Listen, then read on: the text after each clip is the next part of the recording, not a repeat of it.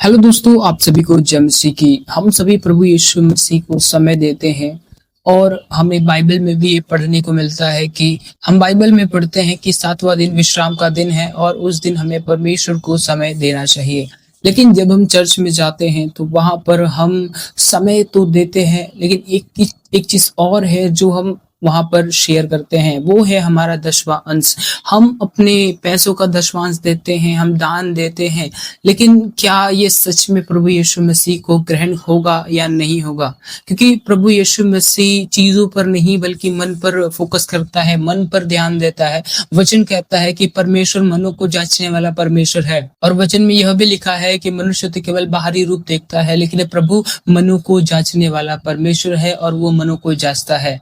आज के समय में जितने भी लोग चर्च जाते हैं, उनमें से बहुत ज़्यादा लोग ऐसे हैं जो वर्क करते हैं और अपने फैमिली को फीड करते हैं, अपने फैमिली को चलाते हैं।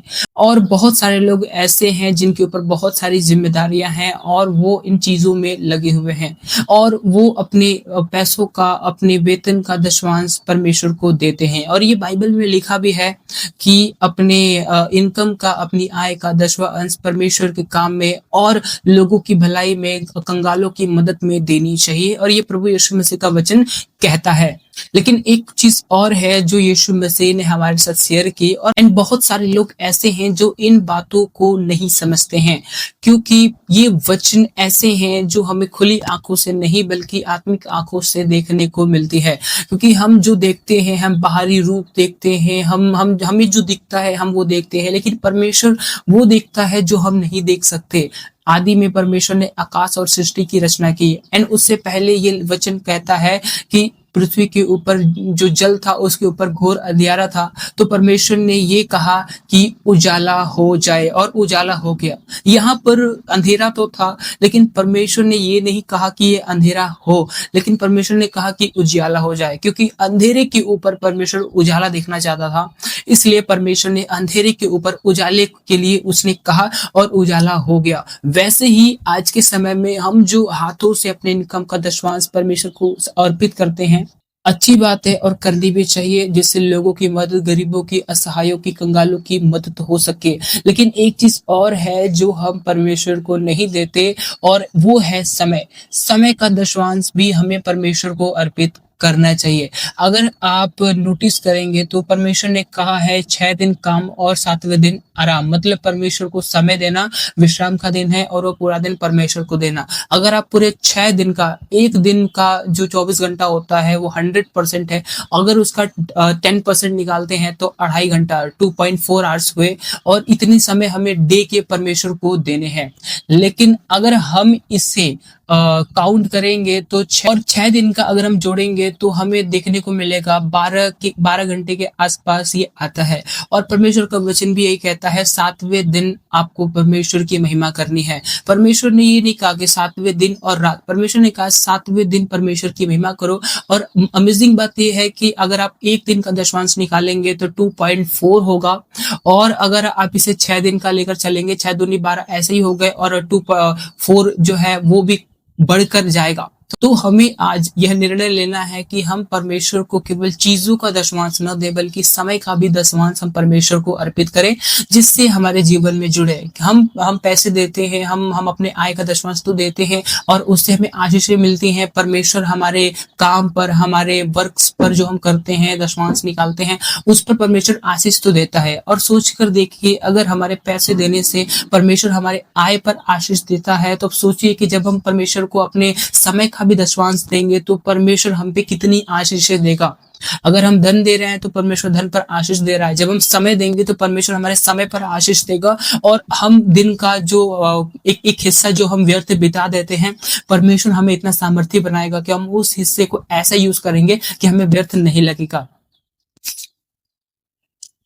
कभी कभी हम सोचते हैं या होता ही है कि हम देखते हैं सुबह उठते हैं और शाम को सोने से पहले तक एक 12 से 15 18 घंटे का जो समय होता है, जितने भी समय हम जागते हैं उसमें उसमें से अगर आप काउंट करेंगे तो उनमें से एक बहुत ही थोड़ा हिस्सा है जो आप काम में लगाते होंगे, लेकिन उस दिन का एक बड़ा हिस्सा आपका व्यर्थ के कामों में लग जाता है, बातें करने में और फालतू की चीजें करने में, फोन यूज करने में हमारे वो समय निकल जाते हैं।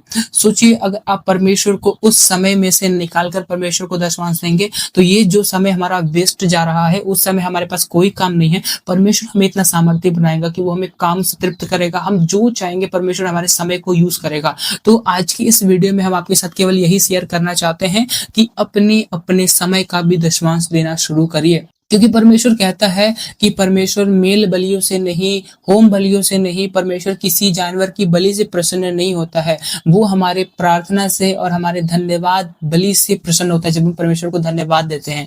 बहुत सारे लोग जानवरों को बलि करते हैं और सोचते हैं कि इससे उनका देवता प्रसन्न होगा, लेकिन असल बात यह है कि हमारा परमेश्वर वचन में कहता है कि तुम लोग जो बलि चढ़ाते हो, जो चढ़ाते थे, वो चीजें मुझे प्रसन्न नहीं करती हैं। मुझे प्रसन्न वो करती हैं जब मैं तुम्हारे लिए कुछ करता हूं या नहीं करता हूं और फिर भी तुम मुझे धन्यवाद देते हो, हर समय मन से धन्यवाद देते हो। यही मेरे लिए तुम्हारे द्वारा करी गई जानवर की बलि से ज्यादा उत्तम है और ज्यादा श्रेष्ठ है, और इसे ही मैं एक्सेप्ट करूंगा।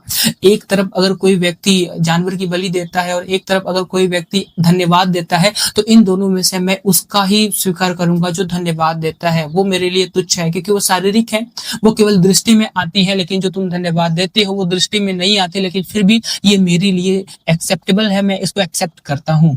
तो मेरी आशा है कि आज की इस वीडियो से आपने जाना है कि हम अपने आय का दशमांश तो देते हैं और ये जरूरी है और करना ही चाहिए, लेकिन एक बहुत ही महत्वपूर्ण चीज ये है कि हमें अपने समय का भी दशमांश देना होगा। 12 घंटे अगर आप जागते हैं तो 12 घंटे का 1.2 हुआ, अगर आप 24 घंटा जुड़कर चलेंगे तो 2.4 हुआ, और ऐसे करके आप अपने दिन का आप कितना हिस्सा प्रार्थना में देते हैं और आपको कितना देना चाहिए आप खुद इमेजिन कर सकते हैं। कुछ ऐसे हैं जो अपने दिन में से 1 मिनट भी परमेश्वर को नहीं देते, कुछ ऐसे हैं जो 5 मिनट देते हैं, कुछ ऐसे हैं जो आधा घंटा देते हैं, कुछ ऐसे हैं जो 1 घंटा देते हैं, तो वो उनका प्रतिफल है।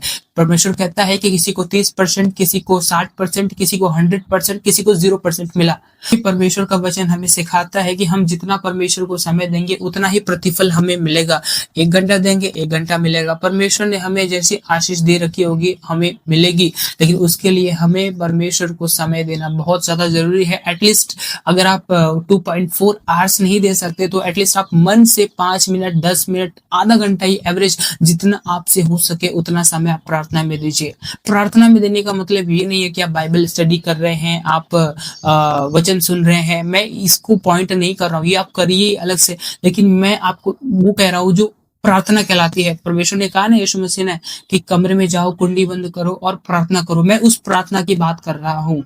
वचन पढ़ना और वचन सुनना ये अपनी जगह है, लेकिन जो मैं कह रहा हूँ वो ये है कि परमेश्वर कहता है कमरे के अंदर जा, प्रार्थना कर, तेरे मन में जो बातें हैं वो मुझसे बोल। ये है प्रार्थना, और ये प्रार्थना आप कितने समय करते हैं, कितनी देर करते हैं, ये हमारे ऊपर है, और यही हमारे लिए आगे का मार्ग तैयार करेगा। आज की इस वीडियो को हम यही तक रखते हैं, मिलते हैं नेक्स्ट वीडियो में। मेरी यही आशा है कि आपने सीखा है। आज की इस वीडियो में यही तक, मिलते हैं नेक्स्ट वीडियो में। आप सभी को जय मसीह की। Praise the Lord.